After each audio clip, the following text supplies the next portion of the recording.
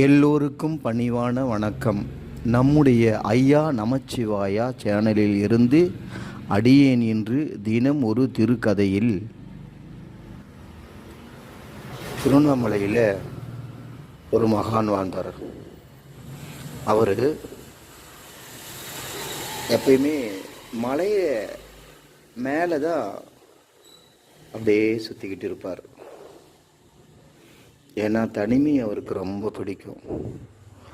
ஏன்னா ஐயா நமச்சிவாயா அண்ணாமலையாரை நோக்கி, அருணாச்சலேஸ்வரரை நோக்கி தனிமையில் தவம் இருப்பார். அவருடைய மந்திரத்தை சொல்லிக்கிட்டே தனிமையாக உட்காந்துட்ருப்பார். ஒரு முறை மலையில் அவர் நடந்து வந்துட்டுருக்கார். அப்போது ஒரு ஆடு மேய்க்கிற சிறுவன் என்ன செய்கிறான்? ஆடு மேய்க்கிற சிறுவன் அழுதுகிட்டே இருந்தான். இந்த மகான் அந்த தம்பிக்கிட்ட போயிட்டு ஏன்பா அழுவுறன்னு கேட்குறாரு. சுவாமி, மந்தையில் இருந்த ஒரு ஆடு செத்து போச்சு சாமி. என்னுடைய முதலாளிக்கு என்ன சொல்கிறதுன்னே தெரியல சாமி. என்னை கட்டி போட்டு அடிப்பாங்க சாமின்னு அழுகுறான். ஓன்னு அழுகுறான். அப்போது எங்கே இருக்கு அந்த ஆடு காமின்னு சொல்கிறாரு. ஒரு புதரில் செத்து போன ஆடை ஓரமாக இழுத்துட்டு போயிட்டு போட்டு வச்சுருக்கான். இந்த பாரு சாமி, இங்கே தான் யாருக்கும் தெரியாமல் போட்டு வச்சுருக்க சாமின்னு ஆட்டை காமிச்சிட்டு அழுகுறான். தேம்பி தேம்பி தேம்பி உடனே சுவாமி, சரி ஆட்டுக்கிட்ட போயிட்டு வா, எழுந்து வா அப்படின்னு சொல்லு போ அப்படின்னு சொல்லிட்டு அவர் போயிடுறாரு. உடனே இந்த ஆடு மேய்க்கிற சிறுவன் அந்த ஆட்டுக்கிட்ட போயிட்டு எழுந்து வா எழுந்து வா அப்படின்னு அழுதுகிட்டே சொல்கிறான். உடனே ஆடு எழுந்து அவன் கூட வருது. ஆச்சரியமாக ஆயிடுச்சு அவனுக்கு. குடு குடு குடுன்னு ஓடுறான். ஓடி போய் அவன் கூட இருந்த அவனுடைய ஃப்ரெண்ட்ஸுக்கிட்ட எல்லார்கிட்டையும் இதே போல் நடந்தது அப்படின்னு இந்த விஷயத்தை சொல்கிறான். அதில் ஒரு விஷமத்தனமான ஒரு பையன் என்ன செய்கிறான்? டேய், சும்மா எங்ககிட்ட கதை விடாதடா. ஆடு செத்துடுச்சா, சாமி வந்து எழுந்துவான்னு சொன்னாராம். இவன் போய் சொன்னானா, உடனே ஆடு எழுந்து வந்துடுச்சான் அப்படின்னு அந்த பையன் சொன்ன உடனே மற்ற ஃப்ரெண்ட்ஸுங்களாம் ஆமாம், சும்மா அந்த கதையெல்லாம் விட்றா பார்த்தேன்னு எல்லாரும் இவனை ஒரு மாதிரி பேசுகிறான். அப்போது அந்த வழியாக அதே மகான் நடந்து வந்துட்டுருக்கார்.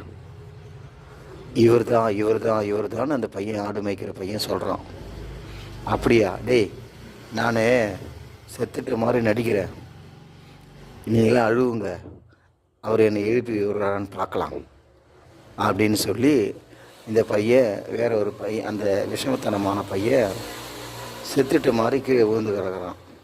அவங்க ஃப்ரெண்ட்ஸுங்களாம் சாமி சாமின்னு அழுதுக்குன்னே ஓடி போய் என்னுடைய நண்பன் இறந்துட்டான், என் கூட்டாளி இறந்துட்டான், சாமி காப்பாற்றுங்க சாமி அழுகுறானுங்க எல்லாருமே. அந்த சாமி என்ன செய்கிறாரு? பயங்கரமாக கோவம் வந்துடுது அவருக்கு. டேய், செத்தவன் தாண்டா, போங்கடா அப்படின்னு சொல்லிடுறாரு.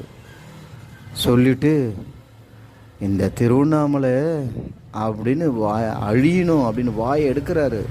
அழின்னு வாய் எடுக்கிறாரு. உடனே அண்ணாமலையார் அவர் வாயை பொத்திட்டு, நான் ஒருத்தர் இருக்குன்னேப்பா, உனக்கு தெரியலையா? என்னிடத்துலையே இப்படி திருவண்ணாமலை அழியன்னு சொல்கிறியேப்பா அப்படின்னு கேட்குறாரு. சாமி, நான் கோபப்பட்டுட்டேன் சாமி.